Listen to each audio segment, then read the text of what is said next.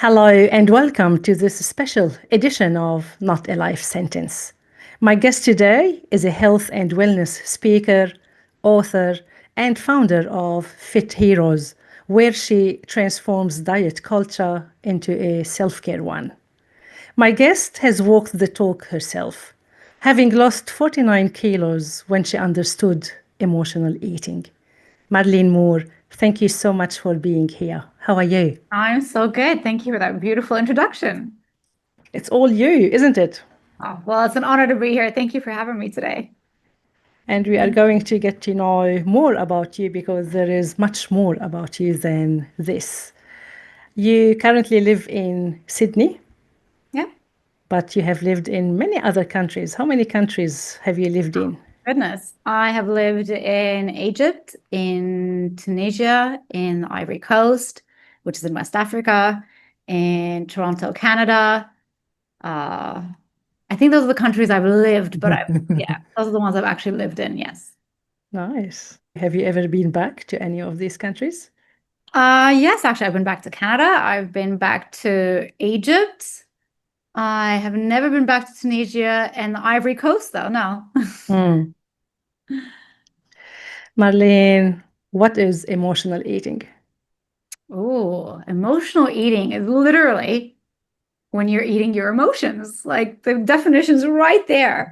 It took me forever to realize it myself, but the day I registered that was the day I knew, oh my God, I think I understand what emotional eating is. It's literally eating your difficult emotions and trying to use food as a form of comfort when food has no ability to emotionally soothe us. Right. So it's suppressing all of our emotions and disconnecting from ourselves by eating copious amounts of food. Mm. In all what you do, in all the speeches that you make and the coaching where you support clients, it all comes from having understood yourself and how people resort to eating to basically numb the pain. Amen. And because I know that you are very vocal about your own journey, what can you tell us about the pain that you have been through and that has impacted on your weight? Oh, well, let's put it this way. My childhood was not an easy one. I grew up in a very abusive household. Mom was a single mom up until the age I was 4. She was married, but doing everything on her own. My dad was overseas getting a PhD. And when he came back, I was about 5 years old. And I got to know my father for the abusive person that he was emotionally, financially, physically, especially with my mom. I remember as a young girl often watching him smash things or throw things at her or hit her, spit on her. And yeah, seeing my mom treated like that at a young age, because I saw myself in my mom, definitely didn't help with my self-worth. Mm, And, along with the abuse at home, we also moved around quite a lot. And so I was always the new kid at school, always being bullied at school, being the new kid, didn't speak English well. Arabic was my first language. And I was quite hairy as well as a Middle Eastern girl. And so, yeah, I grew up with a very poor self-worth. And my mom, bless her soul, didn't really know how to comfort me. I don't think any of the parents in that generation really knew much about emotional intelligence. And so when I would be upset, mom would bake me something or give me food. Here's some chocolate, I'll mm, make you some pizza or something along the lines of, food. That's how she showed her love by feeding us. mm. And so at a very young age, I learned to eat all of my emotions. And by the time I was, I think, 18, I'd reached 100 kilos Mm. as I ate every difficult emotion, the sadness, the loneliness, the unworthiness, the shame, the guilt, all of it. I ate Mm. it. And this is what I was going to ask you next, because we know with kids, when they don't get their needs of being loved met, they are going to punish themselves and they are going to feel guilty and feel that, they don't deserve to be loved. Mm. For you, on the conscious level, did any of these ideas come across your mind? Did you think that, oh, maybe it is me? I definitely punished myself. Like, I believed that my father was mean to me and everybody was mean to me because I was fat. And that maybe Mm, if I lost the weight, then I would be worthy and people would treat me better. So I did punish myself. I used to very clearly say things to myself like, you're a fat, disgusting pig. And starting tomorrow, you're not allowed to eat this or that anymore. You're only allowed to eat this every day. And yeah, that's pretty much abuse. If I did that to somebody else, I think they would call me abusive. definitely. And that's what I did. Over restricted, like 2 hours of running every single day, on two eggs, two boiled eggs, and run for 2 hours a day, like extreme. Yeah. And a Mm, lot of self-berating, constantly putting myself down just the same way that my dad used to. It was like a memorized tape recorder in my head. And I would mm, walk around, even long after I ran away from Egypt and left the whole family behind. I was here on the other side of the planet, still saying things to myself that had been said to me and mm. treating myself the way I had been treated because that was the only template that I had for how to be with myself. Yeah, this is why I always say he needs enemies when we have our self-talk, because no one is harsher on us than us, isn't it? Love that. Yeah, that's powerful. Yeah, I've heard another quote that said, make sure your biggest enemy doesn't live between your ears. Yeah. Yeah. We are going to go back to your journey back to Australia. You met a guy in Canada Yes. and got engaged to him, Mm, and he dislocated your shoulder. yes. Like a You true were woman. you were strong enough to say enough is enough. You left him and went back to Egypt. Being an abuser and wanted just to control you, he followed you. Yes. What happened then, and can you take us maybe through your mental processes? So I had definitely come to the realization in Canada when I was dating this guy that he was very abusive, just like my dad, and that I should not be with him. And I broke it off myself. And when I went back to Egypt, just as you mentioned, this guy would not let me go.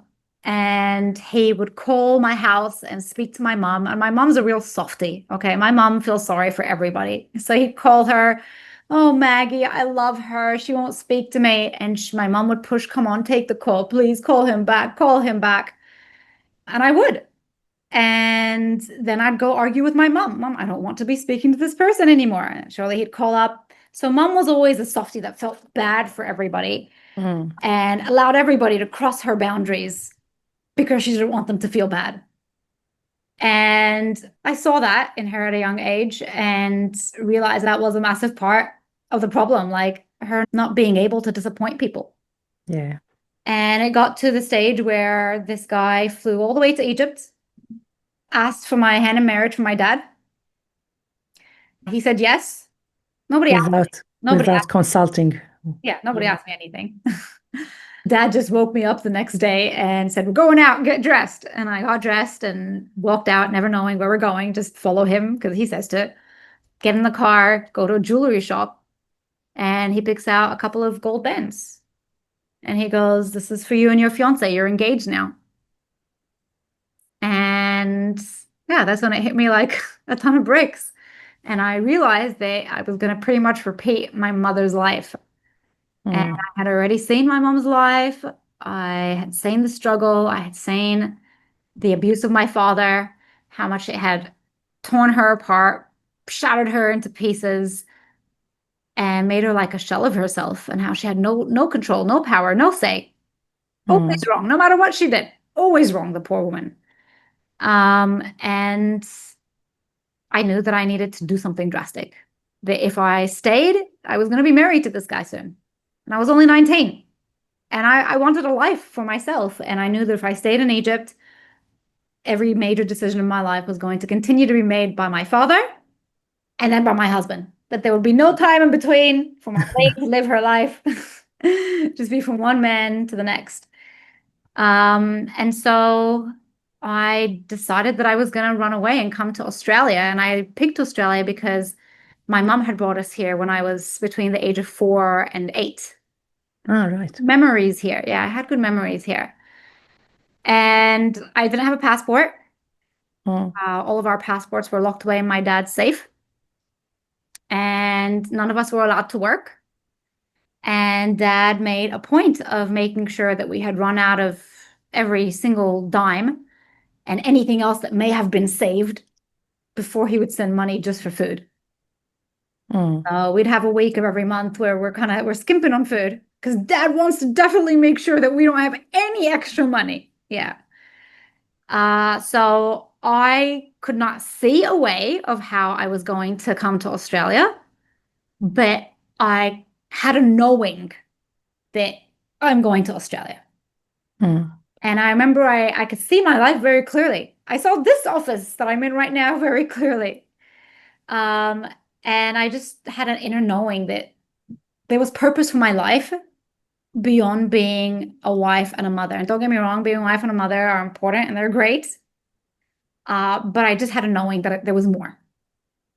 And so I made a decision in my mind and in my heart, I suppose, that I'm getting out of Egypt and I'm going to Australia.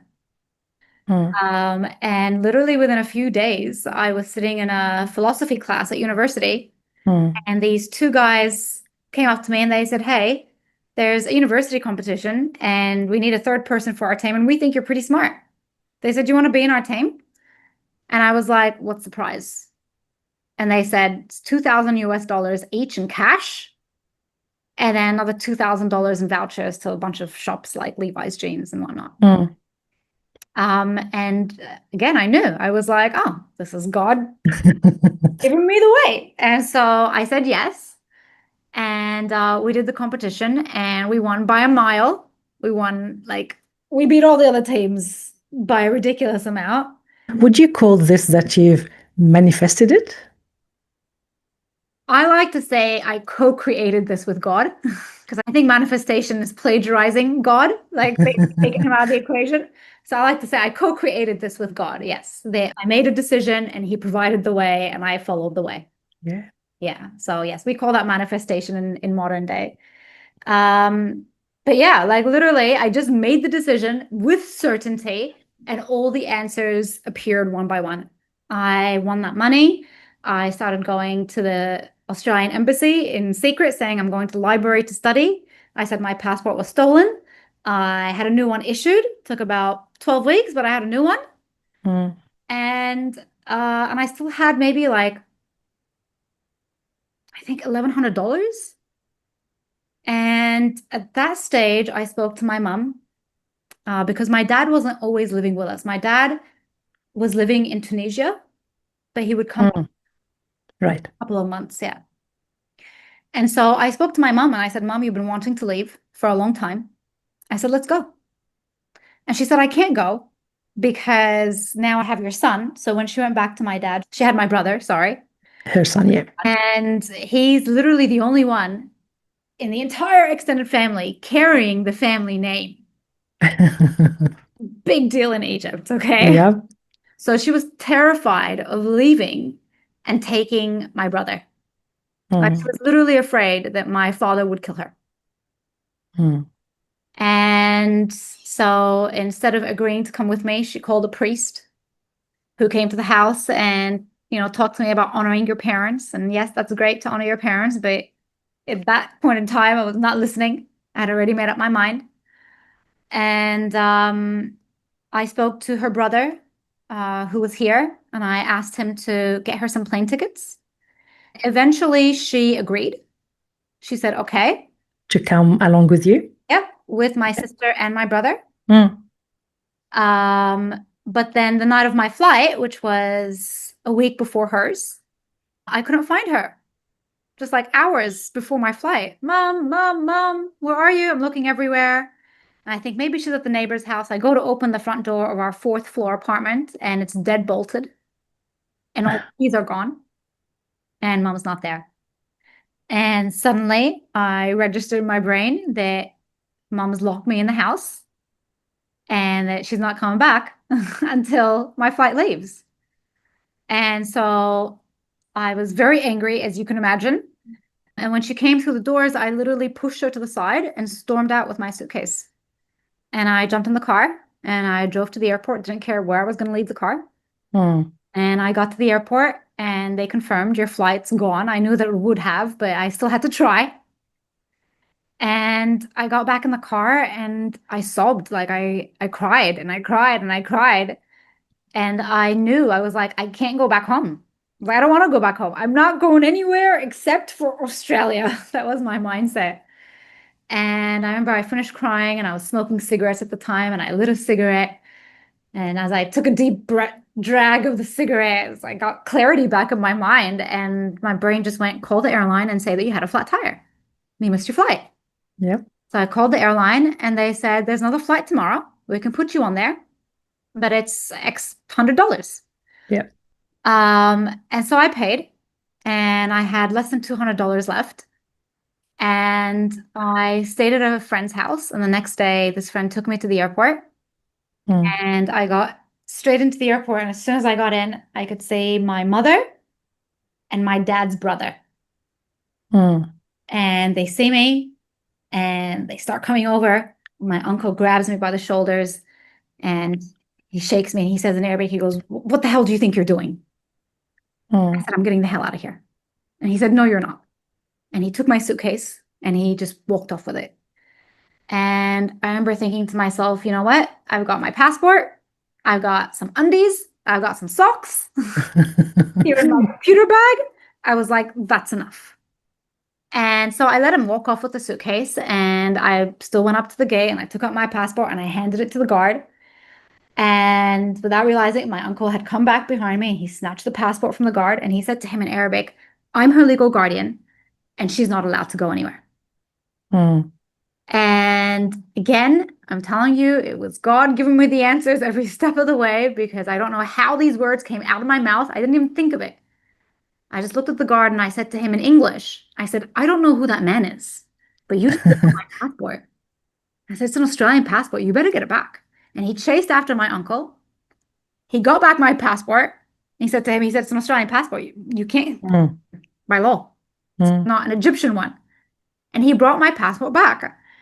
And I went in and I got my boarding pass. And I could have just gone straight in to board my flight, but my heart wanted to say goodbye to my mom. And Of course. so I went back to the gate. And as I got there, my uncle leaned in over the threshold, this close to my face, and he said to me, he said, you're going to be in so much trouble when you get back. And I just looked at him with so much rage, so much rage. Excuse my language, am I allowed to swear? Please do. And I was still this close to his face, and I said, fuck you, fuck your family, and fuck your culture. And he took a step back. I scared him, Of course. very proud of. He took a step back, and then I turned to my mom, who was standing there looking very scared, holding my suitcase. And I think because I just finished screaming, I didn't have the heart in me to say, I love you, mom, bye, mom. So instead I said, are you going to give me back my suitcase? And she said, no. And I said, all right, but you're never going to see me again.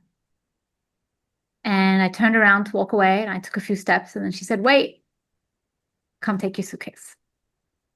Oh, And yeah, I got my suitcase and I was shaking, of course. My nervous system was everything. of course. But I made it here and mom came a few weeks after. I don't know why she bothered locking me in the house. She was going to come anyway. Oh, she did catch that plane? Yeah, she ended up Oh, coming. Yeah, I think she wow. was afraid. Maybe she changed her mind. Who knows? But we made it. I made it. She made it. She accused me of tearing the family apart. We didn't speak for a few years. And then I was diagnosed with like early stages cervical cancer, and she found out, and we reconnected after that. And then we just had the most beautiful relationship. She passed away earlier this year in May 17th. But no, we had a beautiful life here together. Yeah. Nice. All right. So you have a sister and a brother. Yes, I am the disturbed middle child. Where do you think you got your strength from? Oh, where did I get my strength from? I think I got my strength from being the good girl and realizing it wasn't getting me anywhere. Mm, And then realizing that I have to break the rules. Um, I would like to say that I got my courage from my mum. Uh, but I would say that's mum in her earlier years. In her early years, mum was very yeah. brave. As she got older, she was less willing to take those risks. And I think I went through a period where I resented her for being so afraid. So I think yeah, I think seeing my mom be so afraid made me realize that I have to be courageous. Mm, Otherwise, that's who I'm going to be. mm. And being the middle child and having the middle child syndrome, Yeah. I am the middle child as well. How were you as a child? Were you rebellious? Not at all. I was No? quiet. I was shy. I was goody little two shoes. And I think I just used to hide all the time. Like, it's interesting how different my sister, who's the oldest, myself, and my younger brother turned out. Mm, And we all had very different relationships with my dad. So mm. my sister was the first child, Yeah. big deal, right? And she had a special bond with my dad. Right. I was the second child, and I was another girl. They didn't care. Do you know what I mean? So dad pissed off to the States to get his PhD when mom was pregnant with me. He didn't meet me until I was 4. Mm. And then my brother, like I mentioned, was the only one carrying the family name. He was God's gift to earth. So we all grew up in the same house with the same set of parents, but we were all very different. Yeah. And I was definitely the quiet, shy one and the goody little two shoes until I realized that following all of mom and dad's rules was getting me nowhere. Mm. And then I went 180 degrees in the opposite direction. Yeah, and became the problem child. But I got my freedom. So, I wouldn't call you the problem child. I mean, maybe your father can say so, but I would say at a certain stage, you said, I need to respect my boundaries amen. and I need to love myself. Yes. Yeah, that was a big thing in my life. When did you realize that self-love is not being selfish? Ooh, that's such a good question because I grew up in a culture where, yeah, Yeah. if you love yourself, you're egotistical. Do you know what I mean? Like you're Yeah, not and supposed to you love yourself. cannot even use the words, I love myself. No, people will look at you like you're crazy. Yeah. Mm, Um, I realized that I didn't know how to love myself and that yeah. I actually hated myself when I took a step back and paid attention to how I was treating myself, what I was saying to myself, and how I was starving myself and punishing myself. So, um, I realized that loving myself was very different to what I grew up culturally with. That it wasn't egotistical, that it was like self-respect. Mm, And I didn't have any self-respect, you know, like I had no boundaries. yeah. Anybody could come take anything, say anything, and I would just put up with it. I didn't know how to say no. I was a yes person because again, saying no as a child, I'd get punished. Hmm. So I grew up and I was still doing a lot of the behaviors that I had as a child. Afraid to say no, saying yes to things I don't want to say yes to, not setting any boundaries, letting people walk all over me. Yeah, Mm, putting myself last. So yeah, I think that's a very big issue, not just for me, but for a lot of women, especially moms. I hear a lot of moms saying things like, "Oh, what do you mean I should put myself first? Like, but I'm a mom. mm, What about my children?" yeah, Right? And I think what I realized was that when I look after me, I show up as a better version of myself for everyone else. yeah. Yeah. Someone once said to me, do you know how, as mums or dads, we always say, I would die for my child. But that person said to me, no, we need to live for our kids. Oh, So be healthy and don't die early. yes. I think one of my big motivations along the way was, yeah, when I found out I was pregnant and going to be a mum, Mm, a lot came to mind about a lot of things that I realized, oh my God, I'm going to pass this on to my child. My anger. Oh no, I better work on Mm, my anger. Like I'm going to pass it on to my child. I better work on my hatred towards men. mm, My son to think I hate him. Do you know what I mean? Oh, I yeah. gotta work on my relationship with food. I don't want my son growing up having an issue with weight because I never fixed it myself. So that self-love that you're talking about, especially when you're a parent, is so important because your kids learn from what they're watching you do, not from what Yeah. they're hearing you Oh, say. observing you, definitely. Yes. Do you think escaping Egypt and coming to Australia was a bit extreme? No, not at all. Because you didn't have enough money to buy a ticket to Sydney. You bought a ticket to Romania. Yes, I'm so surprised you know all these details. I am a mom. I know everything.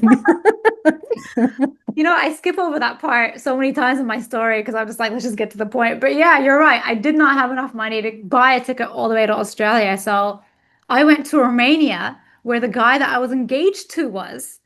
And I had to play a game. I'm sorry to admit it, but I had to pretend like I'm coming to be with you.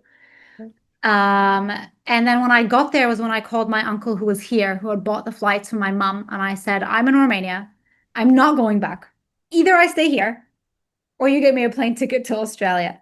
And he bought me the plane ticket to come to Australia because, like I said, I had less than $200 left to my name. But no, I don't think it was. Sometimes yes, it's extreme, but sometimes you need to do extreme things. Do you know what I mean? Yeah, not at all. I don't think it was extreme because the options that you had, you didn't have any options really. No, no. It was accept the life that was being chosen for me or Yeah. risk everything and have the chance of choosing my own. Hmm, Until now, this is still it's still the best decision I ever made in my life till now. definitely. Yeah. Um, we know with grief and in the stages of grief, there is anger, the anger phase. And too often, even people that believe in God will become either atheists or will distance themselves from God. And I'm very happy that you did mention God and you are a Christian believing person. Where was God in the midst of all of this? A good story. Oh my God. I feel like I'm going to talk for hours now, Carla. So, as a kid, I had like that innocent faith that you have. Hmm, And it's like, I just loved God and I believed in him. And when I was running away from Egypt, I believed in him. But after my divorce, because I got married here in Australia, hmm, and my beautiful ex-husband cheated on me when I was 8 months pregnant, broke my heart. And I remember I came out of that. I was in the worst depression possible. I was shocked, first of all. I never thought this would happen to me of course. because I'd lost all the weight. I was like Australia's national bikini mama. I thought, why would he ever? Right? And I was looking after myself and I was being a loyal, good wife. And I genuinely was in love with him. Hmm, So I definitely was not expecting it. And it shook me so hard that I extracted from it some really bad beliefs. I think the enemy got straight into my ear, which is what he likes to do as soon as there's an opportunity. And he got in my ear and he pretty much said to me, well, your father didn't love you and your husband didn't love you. And if the two men that were supposed to love you and protect you didn't, then what chance do you have of anybody ever loving and protecting you? And then somebody foolishly made a comment to me, which is not true, by the way, but they said, oh, men represent God on earth. And I went, yeah. I was like, these guys? And I looked up at the sky and I put both middle fingers up. And I said, if these guys represent you, I was like, I want nothing to do with you. And for a solid 3 years of my life, I was like, not interested. And Yeah. I got into law of attraction and all the modern day, you know, manifestation stuff. And I studied all that. But the more I studied it, the more I realized, oh, I was like, this is from the Bible. And I'd read another book, I'd be like, oh, this is from the Bible. And I started realizing that all of this manifestation, law of attraction stuff is, as I said earlier, plagiarized from the Bible. They've just taken God out of it.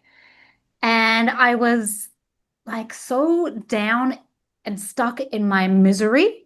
and my Mm. anger and rage towards men and life, that I broke down one day, sobbing on the ground. And I remember just speaking to God and just being like, I'm not even sure if you're real, but if you are, and if you are this loving, fatherly God that I can lean on, I said, come into I want to feel your presence in my life. Let me feel your presence in my life.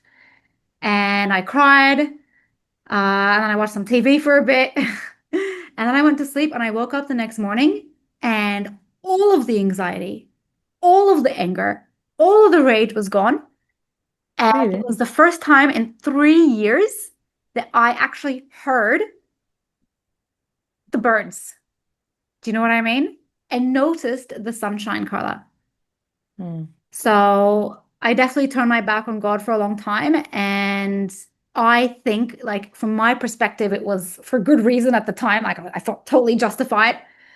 But when I came back to God, I had to ask some very hard questions that I had as a child, and I wanted them answered before I was willing to like reinvest myself. And there were questions like, okay, well, if God made everything in the universe, who made God? And if God loves Yep. us so much, why is he going to send me to hell if I don't love him? That sounds like a toxic, abusive relationship. And I can't remember the other questions. Oh, and why is God only referred to as he and father? Why not she and mother? Like these were the three questions that were really bothering me.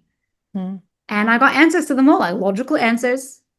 And once I was happy with the answers, yeah, I kind of asked God to come back into my life. How did you receive the answers? Oh, I don't want to say like I received them, but when you put it like that, yeah, I think God knew that I was looking for answers to those. Mm. And I was literally looking up the question of, is God real? Mm. And I found some videos. I'm very happy to pass them on to you. University lecturers and like scientists who used to be atheists. Mm. And that's what I wanted. I wanted to hear it from people that didn't believe before. I didn't want to hear it from people that were Christians their whole life. Like, no, thank you. I want to hear it from somebody that really never believed, and then I want to know why. What made you decide to believe? Mm. And so those were the videos that I was watching a lot of, and they had some really compelling like answers and information, like the one about, okay, well, if God created everything, then who created God? The answer was very, very logical. They said, well, God created matter, time, and space all at the same time because in order for matter to exist, it has to be somewhere at some Mm. time. And so if God created these things, then God is outside of these things. Like the man who created this computer is not in this computer. Yeah. He can't be in the computer. So they're saying God sits outside of time, space, and matter, which means God is timeless, had no beginning. So nothing created God. It's eternal Mm. and matterless and spaceless. So yeah, I was like, that makes sense. Let's move on to the next question. So yeah, I found all the answers online from scientists and historians who were atheists themselves. Yeah. For me, I find the fact that you were asking questions, the fact that you said to God, I want to believe in you, but give me the answers. You were open to seeing the answers. You were open to receiving them, basically. Yes. And I'm a very firm believer that, our God is a smart God. And if he expects us to believe blindly, then that's misleading because then we're going to believe other things blindly. He tells us not to believe things blindly. So there must be Mm. some evidence if he's telling us not to believe blindly. Mm. And there's so much freaking evidence. Like it's ridiculous. Yeah. I have no Mm. choice now but to believe. Do you know what Yeah. I mean? Yeah. Like now, today, I would be stupid not to believe. Do you know what I mean? Mm. Yeah. What do you think protected you from getting down the pathway of, taking drugs or something even worse? I don't know what could be worse, but, the traumas that you have had, too often people will go down to like you binge ate and yeah, and it is bad. I'm not saying it is good, but it could have been worse. What do you think protected you from getting to the worst stage? Well, definitely, yes, food was my drug of choice, and it was Yeah. easy to access and it's not illegal sort of thing. But I think because we grew up in West Africa in really small schools, we Mm. never had access to any of that stuff growing up. We didn't even have access to nightclubs. Nothing. Like we grew up in West Africa and Egypt, and there wasn't much of that at all. So, Yeah, I'm sure, you see young kids taking drugs. So when someone really wants it, they can find it. you know what? I think even though I turned my back on God for a long time, I don't think he ever left my side. Like I think he's Mm. been my Yeah. protector all along. And there have been many opportunities for me to get sucked into that world of Mm. drugs ever since I came to Australia. Very different world here. Yeah. Drugs everywhere. People want to encourage you, come have a weekend of doing whatever. But yeah, I feel like God's just kind of protected me. Do you know what I mean? Even pulled Mm. the wrong people out of my life for me, Yeah. like removed them. This person's not for you. Yeah. Um, Marlene, what do you do for work now? Oh, well, now I have the pleasure of taking everything that I struggled with, especially weight loss, and using that to help other people. So I help women learn how to ditch diets and look the best they have ever looked. Mm. And I help them heal their relationship with food and learn how to process their emotions instead of eating their difficult emotions. Mm. So ultimately, yes, what I do is permanent weight loss coaching. I help women teach the women how to get the weight off for it never to be regained again.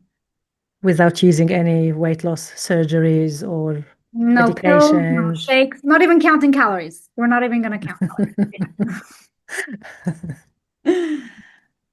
You are a sexy mama. Oh, thank you. What did you want to achieve, or what did you want to say by getting into a mama's pageant, Yes. winning it? You know what? When I found out I was pregnant, I got myself a personal trainer and he said to me, it's all downhill from here. And I said, why Really? would you say that? Yeah. He said, why would you say that to me? And he said, well, look at your mom. He said, she's about 30 kilos overweight. He said, that's where you're headed. And I did this again. Lucky that you have two. Yeah. And for those that are listening, she put her two middle fingers up. I gave him both of them. And I got rid of him and I got myself another trainer. And I said to him, listen, I want to believe that I'm going to look better after kids than I ever did before. And I explained to him, everybody in my family has kids and puts on weight. It's so common, it's expected. I said, I don't want that. So I picked a trainer who understood what I wanted my thought pattern to be like and reinforced that. And the reason I did it was, yes, primarily for myself, of course, but also because I'd seen so many women say things to me like, oh, I'm pregnant now, I'm going to quit the gym. And I had grown up in West Africa in the Ivory Coast seeing pregnant women carry a basket of like pineapple heavy on their head, Mm, yep. come to the house, not just with a pregnant belly, but another baby strapped on their back. Mm, They pick up the 30 kilos, put it down on the floor, pick it back up with a pregnant belly and a baby on their back. And so I felt like I didn't want to be like the Western girls here. Do you know what I mean? I didn't want to be, "Oh, I'm pregnant now." I wanted to not let myself go. That's what I wanted because I saw what happened to them after they had kids. They chilled and they were princesses while they were pregnant, but then they had the kid and they struggled because they had less time, less energy, and the weight that came on during the pregnancy never came off. And then the second child they pile it on, third child they pile it on. So I'd seen enough of that I knew that I had to do things differently. mm. So I wanted to look better after kids and prove to mothers as well that one, it's not all downhill, it's bullshit. And two, that you can get there without diets, without pills, without protein shakes and supplements. And yeah, and that's what I did. And I'm still very proud of that. Thank you for bringing that up. You do have this positive. stubbornness inside of you. You don't take no for an answer. And again, you are very strong for saying no to this PT because they weren't aligned with your values and with your goals. With my vision for my future. Yeah. Yeah, I like the way that you put that. What do you call it? A positive stubbornness. Yep, Yes, thank you. I like that. you're welcome. You do support clients in a scientific way as well as training. Can you maybe talk more about this Yes, and the absolutely. genetic testing? Yes, this is a very big draw card in our program. So, as part of permanent weight loss, the program is actually called self-love for permanent weight loss. So, self-love is a very generic term, but the way I break it down is number one, it's learning to work with your body Mm, rather than against it. So, this genetic testing is what I use at the very start of our program for each individual client because I want to understand what's going to work for their unique body and not just for their unique body, but their unique body now. So what worked for them in their 20s is not going to work in their 40s or 50s or 60s or whatever age they're coming in. So I want to know what's right for this client's body. And I want to know specifically which protein. Don't just tell me high protein. Which one? Chicken and beef are not the same. Fish and salmon are, like basa and salmon are not the same, even though yep. they're both fish. They have different micronutrients. So we do this testing at the very start so we can get rid of all the noise out there and get them to just focus on what's right for their body. And when we give them the clarity on what's right for their body and teach them how to work with their body, everything just falls into place. It feels easy. It aligns with their body clock. They're giving their body what they actually need. Mm, And not only do they feel satisfied because they're actually getting what their body needs in terms of micronutrients, but the weight's also coming off. And so it's a very different experience for them to not be struggling and see the weight come off. So that's the first thing we want to do. We want to focus on their satisfaction and show them the weight coming off because they're learning how to work with their unique body. So yeah, this genetic testing is addresses all the science and biology side of things, and then we have the other aspect of the program which deals with the psychology and emotional side of things. mm. But yeah, this genetic testing is it's actually called epigenetic testing. And it's been a game changer for us. When I first launched this program, I was not using this, and I only had a 30% success rate, maybe 40% if I'm being generous. Mm. And I lost a lot of faith in my business because I realized, oh, what I'm recommending, which was the same thing for everybody, wasn't working for everybody. So I had to go through quite a big learning curve as well to save my business. And did that, yeah, by bringing in the genetic testing. And now we have a 95% success rate. Yeah. So yeah, it's been fantastic. It's great. And what can we see behind you? The plaque and the fit heroes. Yes, so both of these here were business awards from a couple of business coaches when my business hit certain milestones. And this one here is the Australian Women's Small Business Champions Award for Health and Improvement Services. You are awesome. And fit is with double T's. Yes, double T. The extra T is supposed to be the missing link. Okay. Yes.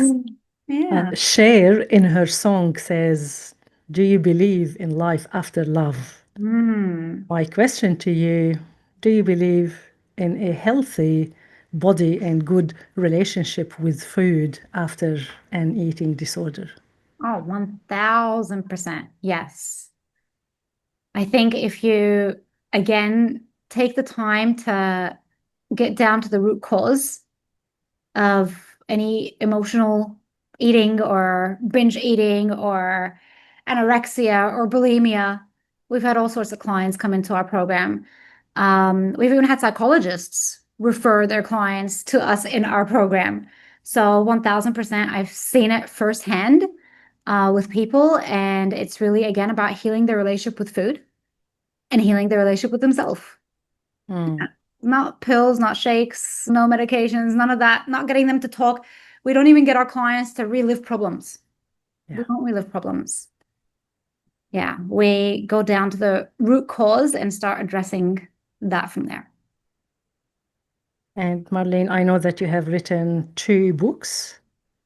and you may be writing another one soon as well.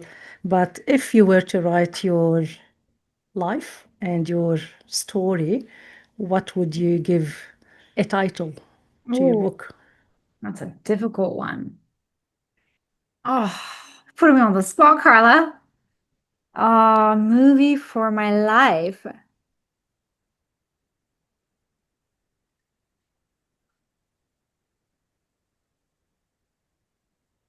I want to say like breaking barriers, but I feel like I heard that from somewhere else. I don't think I made that up. Yeah, but this will do like along those lines. Yeah. Yeah. I have no idea now. I have no idea now. Yep, you've got time. But it will be a juicy story. I'll tell you that. It will be a good movie. I know that much.